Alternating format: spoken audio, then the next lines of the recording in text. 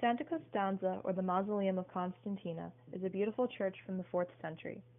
Since Santa Costanza was built for Constantina, Constantine's daughter, it is important to understand her backstory to make sense of the construction of the mausoleum. Constantina was sick as a child, plagued by leprosy. Saint Agnes appeared to her, telling her that if she dedicated her virginity to Christ, she would be healed. This apparently worked for Constantina, as she survived and later built the Basilica of Saint Agnes. However, credit is usually given to her father for this construction. Later, Constantina was able to choose the construction site for her mausoleum, which is very close to St. Agnes on the Via Nomentana.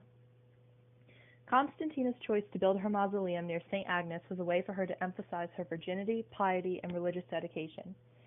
As an imperial woman, Constantina had higher expectations placed upon her than other Roman women. In Roman society, there was great emphasis on the father-daughter relationship, especially at the imperial level. Women were supposed to rely on their fathers even more so than their husbands, as there was a cultural centrality of daughters in Rome. In reality, Constantina was a political tool and accepted arranged marriages, but a legendary account of her life was created that combated this truth entirely. Sensationalized accounts of Constantina's life were included in the Escorial manuscript. In these stories, Constantina is adamant that she will remain a virgin for life, refusing marriages. The fictional Constantina argued that virgins have more eminence and can escape certain societal pressures, like marriage.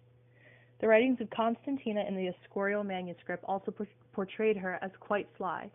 In one situation, Constantina accepts the marriage proposal of Gallicanus in order to be the stepmother of his 2 daughters.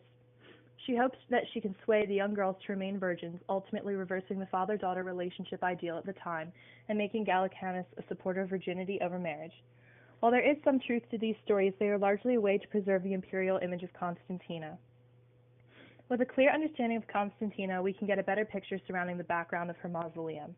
It was later turned into the Church of Santa Costanza, but is the most impressive surviving 4th century mausoleum left. Santa Costanza is a continuation of popular pagan commemorative tombs, but it has Christian links. It is a chapel in addition to a tomb, and it contained mosaics that were mixtures of secular and Christian icons. Unfortunately, these were destroyed in the 17th century to create Baroque decor. The mausoleum still contains some of the original 4th century mosaics in the ambulatories, which depict classical themes from Rome, like the Diocletian baths, the baths of Caracalla, and a variety of Christian images. Santa Costanza is an imperial tomb that shows both new artistic methods and older bucolic iconography. The connection between Santa Costanza and Constantina, besides being her burial place, is quite clear. We know that the Romans placed great emphasis on their burial sites and the legacy they left behind. The legend surrounding Constantina and the choice to build Santa Costanza near St. Agnes is an immortal dedication to piety, virginity, and Christianity. The Mausoleum of Santa Costanza is a domed structure built over a circular ambulatory which is 74 feet in diameter. This design creates 2 spaces which are separated by a rounded arcade consisting of 12 pairs of composite columns. Above the room is a dome which has windows inserted throughout to allow for a strong source of natural light. This amount of natural light is meant to create an almost heavenly glow, which comes down from the ceiling, flooding the middle room. This light flowing down in the room is meant to signify the light of God coming down. The center of the room is separated by the arch colonnade surrounding it. This colonnade is consisting of 12 pairs of composite columns which are representative of the 12 apostles. The architects used slightly larger arches at the points of the cardinal directions. The center of the room and the ambulatory surrounding it are representative of heaven and earth in a sort. The ambulatory is a somewhat dark space with a barrel-vaulted ceiling. On this ceiling, you can see mosaics of some floral and other decorative motifs. This section is the one representative of earth. The dome over the center of the room, with its heavenly light, features mosaics of biblical figures among the clouds. At the center of this room is a sarcophagus meant for the Princess Constantina. This building type was relatively new at the time. However, it became very popular among architects in later years, especially for religious structures. One of the most recognizable structures which took note of this design is Hagia Sophia in Istanbul, or Constantinople as it was known at the time. Santa Costanza contained many beautiful 4th century mosaics. These mosaics have a combination of pagan and Christian imagery and ideals. They contain iconography of Christian faith during the Roman Empire's first years. This was around the time in which a transition occurred from pagan to Christian decor. The mosaics were generally located on the apses, the central dome, and in the ambulatory. They are made of multiple materials such as fresco and stucco. However, due to damage to the mosaics and incorrect restoration, not much is left in these artworks and our understanding of them. The apses that led to the sarcophagi have scenes that evolve from geometric and simple forms to depictions of figures and animals.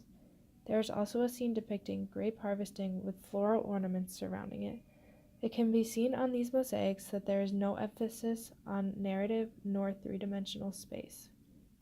The mosaic that was located in the south niche near the sarcophagus depicts Tritio Clavium, which in layman's terms means an image depicting Christ as the Pantocrator, or all-powerful being. He is shown seated on the globe with his hands reached up over heaven, handing Peter the keys to heaven. The blue spheres around him are to represent the cosmos. He wears a robe like a philosopher, but the color of the robe is meant to symbolize his power. Lastly, his head is shown surrounded by a nimbus, or a headpiece that symbolizes a god. All of these features depict him as an all-powerful being. This was a change in imagery of God compared to prior examples in time because he had previously been shown as a youthful shepherd who can easily be seen as relatable to ordinary people. The mosaic in the north niche near the sarcophagus depicts Tritio Legis, which in layman's terms shows God as the lawgiver with Peter and Paul on either side of him. In this depiction, Christ hands Peter a scroll. This scroll states the Lord conveys the law. This imagery was an important scene for Christianity. In both of these mosaics, Christ is cast as a role of an emperor. If the mosaic is compared to a coin with Emperor Severus Alexander, it can be seen that he is surrounded by a man on either side of him, the same way God is shown in this mosaic. Both of these mosaics carry a similar political message, that Christ has given power to Peter, or Rome's first ruler. The viewer is meant to feel as though they are witnessing a ceremony at the court of the Emperor of Heaven. It is meant to give a powerful feeling. Lastly, the mosaics located on the dome are more extensive images.